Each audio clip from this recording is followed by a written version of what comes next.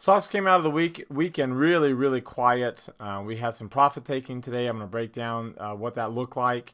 I'm going to talk about this little near-term pullback that got extreme on the momentum line in the S&P. What that means?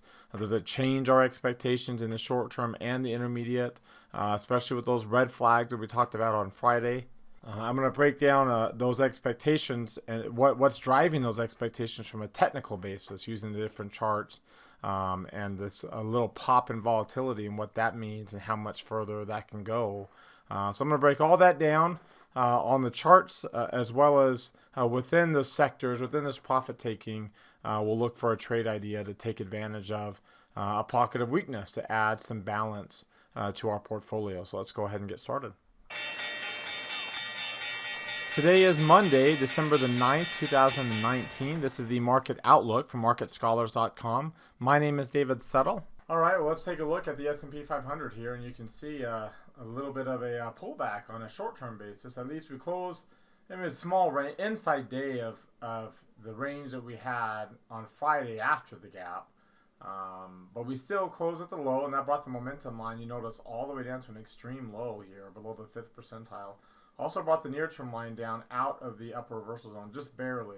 And remember, we talked about this idea that we'll probably get some up and down chops here, and we could very well be coming down. That wouldn't be the end of the world, but we could be on our way down, filling in this gap and potentially down towards 3,100 or even 3,309, where there's some pretty major support in this area on a volume basis. Wouldn't be surprised if we get that kind of move, and that's kind of the move I'm expecting here. Despite that expectation in the short term, the market posture is strongly bullish, and market sentiment is also strongly bullish. So you got really strong trends right now that we're not anywhere in danger right now breaking. So there is some red flags I highlighted on Friday's Market Outlook video. If you didn't see that video, check it out. Also, I really went into detail on them in my technical analysis class on Friday. So if you want to watch that, again, all you need is that monthly plus subscription, and you can be able to catch all of our classes and all of our archives. But I really went into detail on those red flags, and then how to reconcile this idea of having a strong bullish posture, which we currently have, which may continue for another month or two, for all we know, because the typical time frame is 1 to 3 months, and we're currently 2 months. You see, we jumped above 50 on the intermediate line back here on October 15th. So we're going on 2 months now. So we could still have another month and still be normal. It'd be a long end of the range, but it would still be within the range. But there's also this idea that we can chop in the short term, and you also have some long-term red flags, like we might be getting towards the time that we get a pullback. And when might that occur? And could it occur this week? Could it occur a month from now? How do I reconcile that? So that's what I talked in that class. But for the time being, I don't expect anything more than this, a short-term pullback. Maybe even to the point where we get the intermediate line pulling back down again, light pink shading, and potentially even a yellow line now. See, if we get over here, we hit down to the 23% retracement, and we didn't get a yellow line because we were still above the moving average. Now that wouldn't be the case. Depending upon where we closed, if we close down below here, it would be a yellow line, assuming that it would still be rising, which of course would be the case. All right, so let's take a look at the Russell 2000, and you can see a really small range here on the Russell, and still has a strong bullish posture, and we don't have nearly the same near-term pullback. So very bullish, coming off of last Friday's 52-week high on an intraday basis. And again, a little bit of an inside day Harami type pattern there. Again, expectations for short-term weakness, but nothing more than that, at least on this current near-term run. Could turn into something more that we need to be aware of, but not that I would start closing off all my bullish positions. Definitely managing risk and taking smaller bullish positions as we maintain this bullishness. So that's the posture according to the market forecast. You can see even the Dow and the Nasdaq look similar.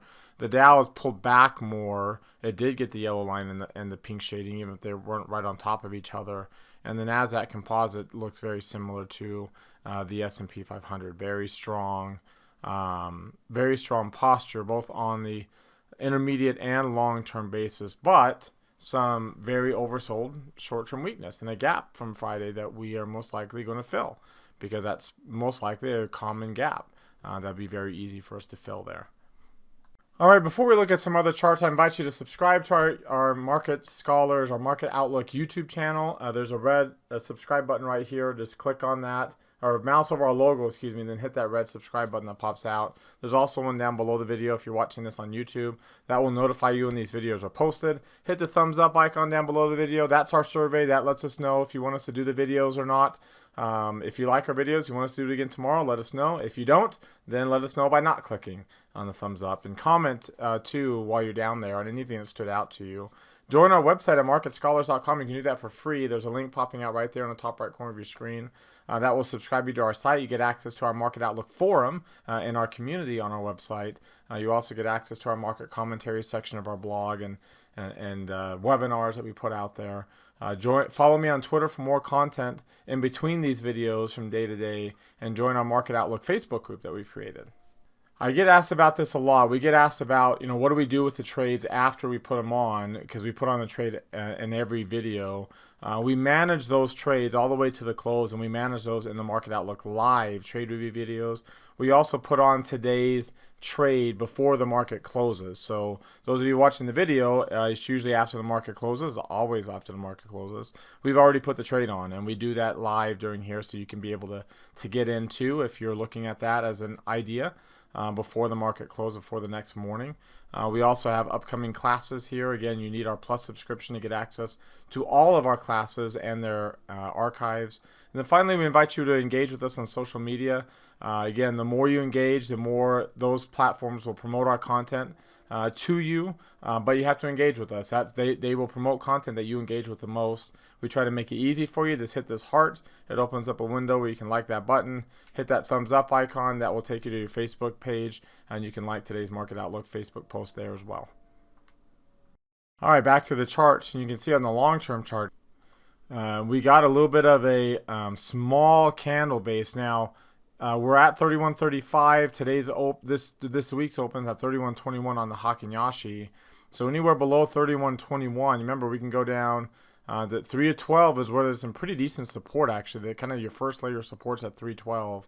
The next layer of support's at 309, which is right where that 50-day moving average is. So if we do get any near-term weakness, it's not like we're going to fall off a cliff here anytime soon. There's some layers of support. And we are relatively high in the PPO, but it's not like we haven't been this high before. You can see there's been other times that we've been this bullish, but this is a relatively high level when you're above this. When the 50-day moving average is 4.5% or more up above the 200-day moving average, which is what this PPO here down here measures. But we are getting a relatively bearish weakening candle, not on the Russell 2000. You still got some pretty decently bullish candles here. Also, the NASDAQ looks very similar to the S&P 500, and the Dow really looks like it's in transition mode. So again, a transition mode doesn't necessarily mean that we're going to fall and have an intermediate pullback. Though we are getting some red flags, it doesn't mean necessarily that. We can definitely kind of chop in this area, similar to this, and then bounce off, and continue to move higher. You can see over here also you had and over here is a few examples where you had some sideways action, and before you took off for another leg higher. Now I don't know if we want that kind of move, because that ended up being too extreme, and we peaked there for for over a year and a half with very, very small gains at the end of that 18-month period. So we probably don't want that type of move, but you can see those are the kind of things that can occur, and that's what we have going on right now with the S&P 500, just developing some relatively weaker bullish candles, not necessarily bearish candles, but weaker bullish. So we are definitely slowing down.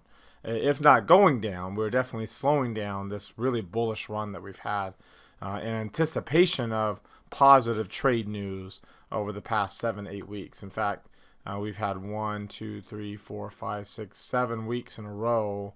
Remember, 1 to 3 months is 4 to 13 weeks. So there's 7 weeks, and then now we're on the 9th week, 8, 9, without a bearish candle, without that transition turning into a bearish candle. So we're over that 2-month period, and now we're starting to look for any signs that we might start to pull back into this type of run.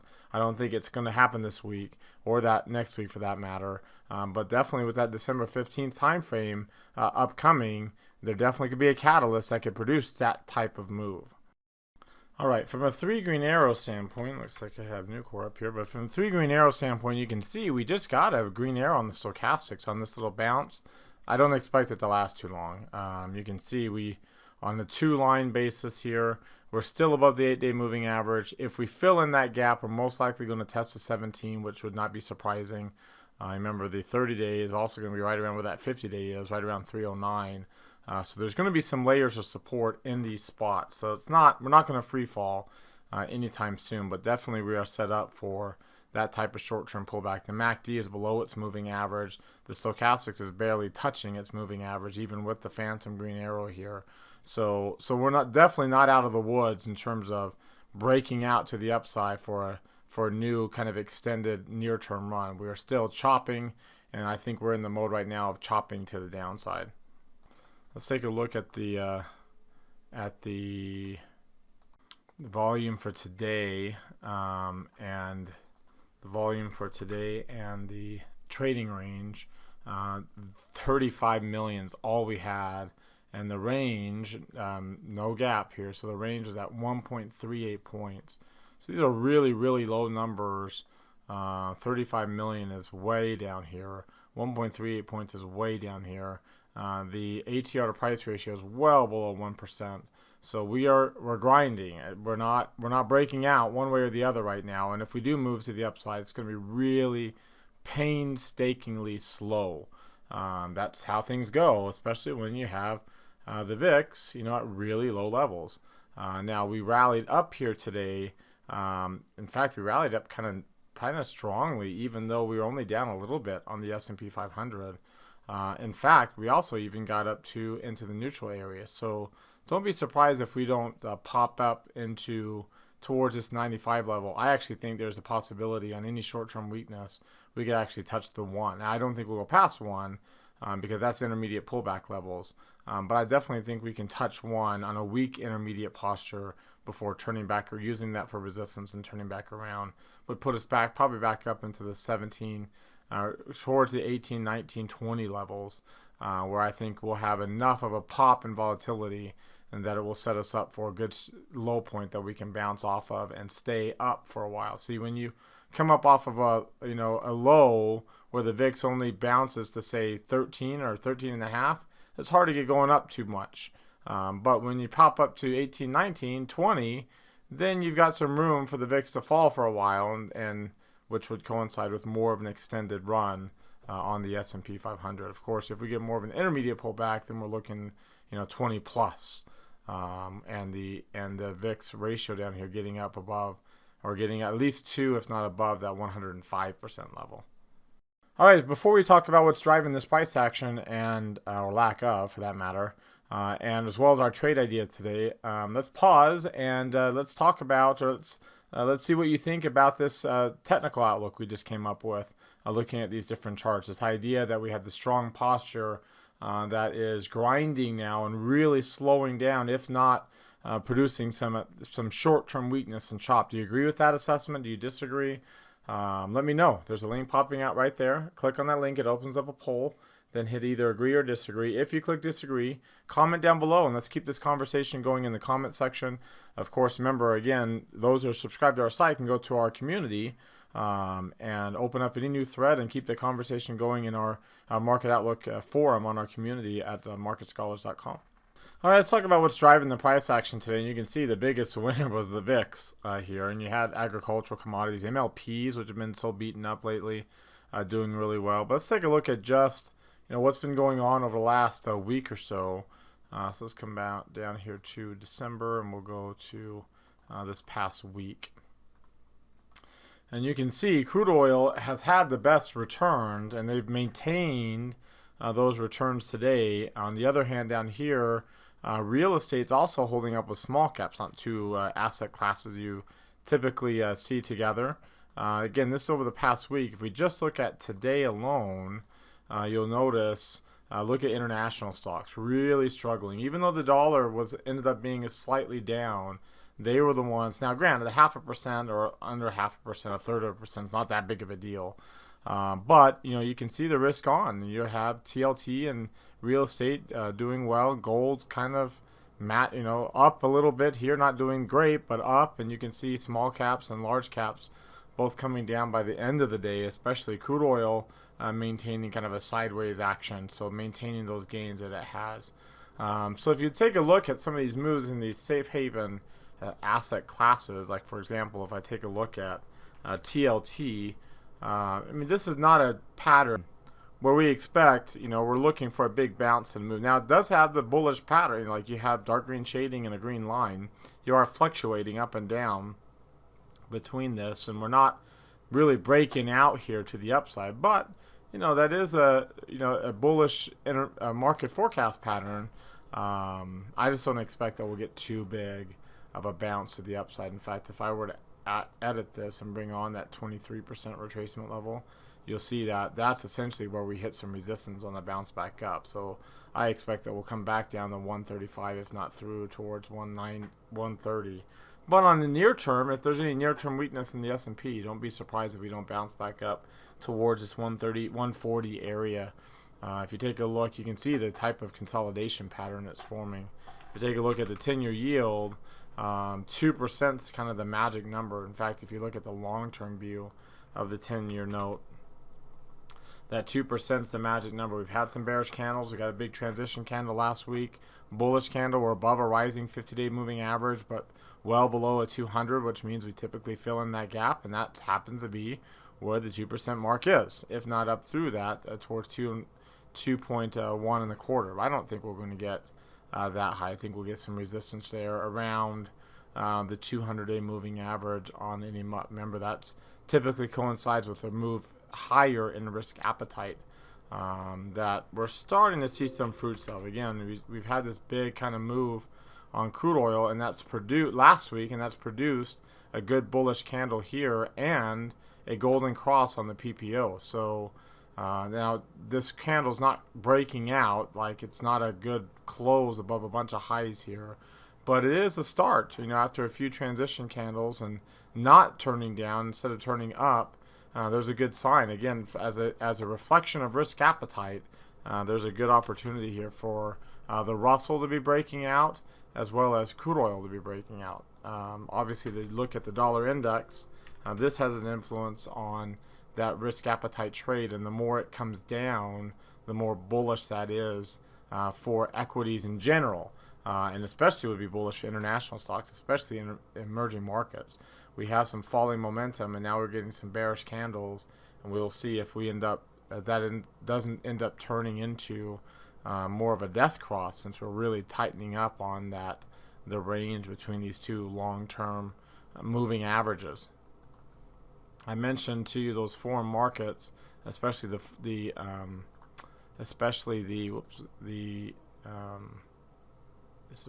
emerging markets. You can see that the moves that are occurring there, China's pulled back a little bit, as well as South Korea. Everything else, Italy as well. Everything else is trying to figure out this bounce pattern, very similar to the U.S. We're either at or above these moving averages. So we either have yellow lines or green lines. We have light pink shading in Germany and France, light green shading in the UK. So we got some reflection of weakness. The only things that are showing really strong weakness are Korea and China. China's got a rising intermediate line, but it's another day or two of weakness, and that's going to be falling just like Korea. And dark pink shading and red lines is a pretty bearish pattern. So while it was a risk-off day in terms of asset classes, not necessarily risk-off day in sectors in the U.S. in the large cap space. In fact, you can see consumer stocks actually did pretty well.